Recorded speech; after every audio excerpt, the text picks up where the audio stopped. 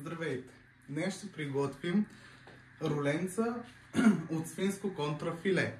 За целта продукти ще ни трябва 500 грама свинско контрафиле, бекон, кашкавал, за панировката брашно, яйца, галета и канапето ще бъде от картофено пюре.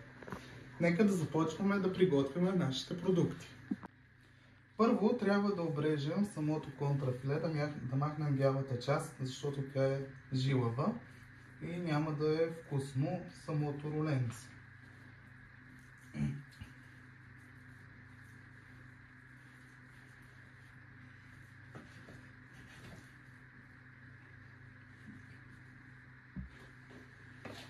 След като сме почистили карето от бялата кожа, започваме да го правим на пеперуда. Самата пеперудка трябва да изглежда ето така, която след това ще я накълцаме на тънко, за да може да навием нашето руленце.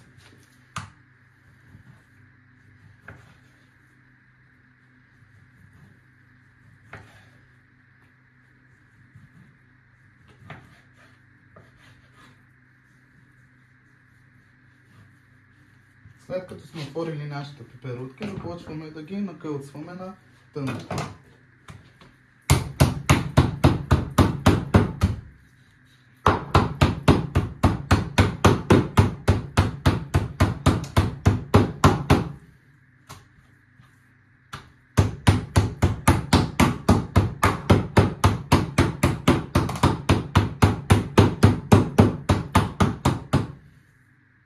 И така всяко едно, докато свършим всичките руленца преди накълцане.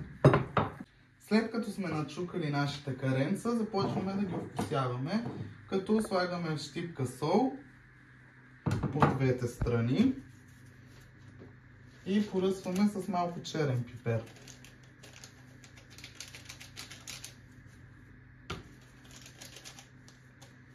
Така, започваме като слагаме отдолу бекона.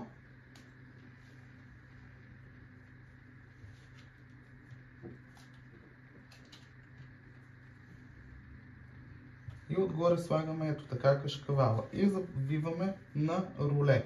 След това го завиваме ето по този начин, за да не са ни отворени краищата. И ето това е нашето руленце е готово. Така продължаваме и с следващите 4. Така изглеждат нашите навити руленца. И сега започваме частта с панировката. За нея ще ни трябва брашно, 2 яйца и галета.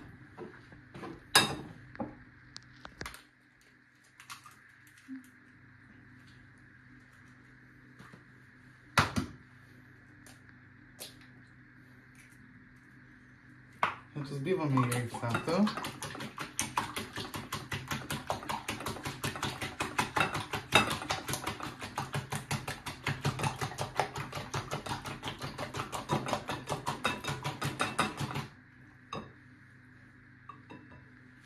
И взимаме по всяко едно от руленцата, обвалваме в брашно.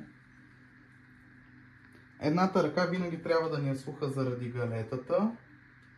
След това топи потапяме в яйцето хубаво и след това панираме в галетата. След това връщаме отново в яйцето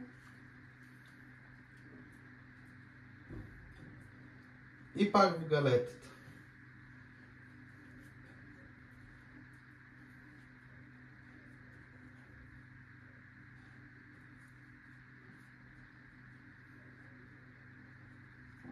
Ето така трябва да изглежда нашето руленце.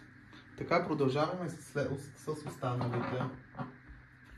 Ето така, нашите руленца ги панирахме и се отправяме към пърженето. Загряваме си олио на средно умерена температура и тук съм сложил вода за картофеното пюре, което ще бъде нашето канапе в чинията.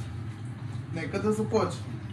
Нашата вода за пюрето завря и добавяме малко от вълшебната подправка пикантина и започваме да бъркаме пюрето.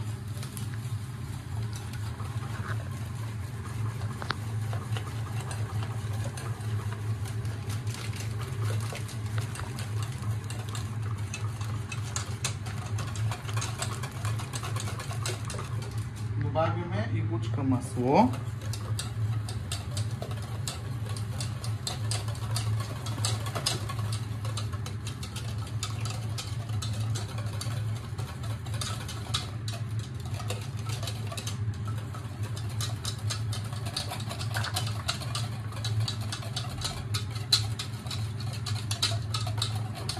И така вече нашето пюре го оставяме да изстине, докато опържим нашите роленца и ще чакаме да сервираме. Вече сме сложили в касеролката с нагорещеното олио по едно роленце и ще чакаме да се изпържи. Така се справим с следващите останали 4. След като сме изпържили нашето роленце, трябва да изглежда ето по този начин, хрупкаво отвън. Нека да блейтнем нашата чиния сега. Слагаме от пюрето.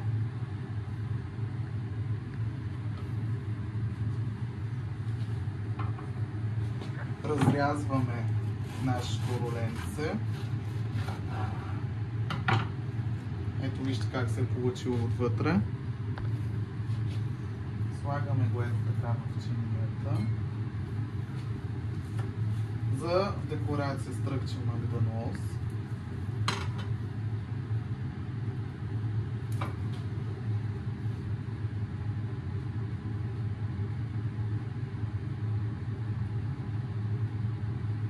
И това е всичко от нашето роленце с картофено пюре. Дано да ви е харесала рецептата. Благодаря, че гледахте моето видео. Абонирайте се за моя канал. Харесайте, споделяйте и очаквам още видеа.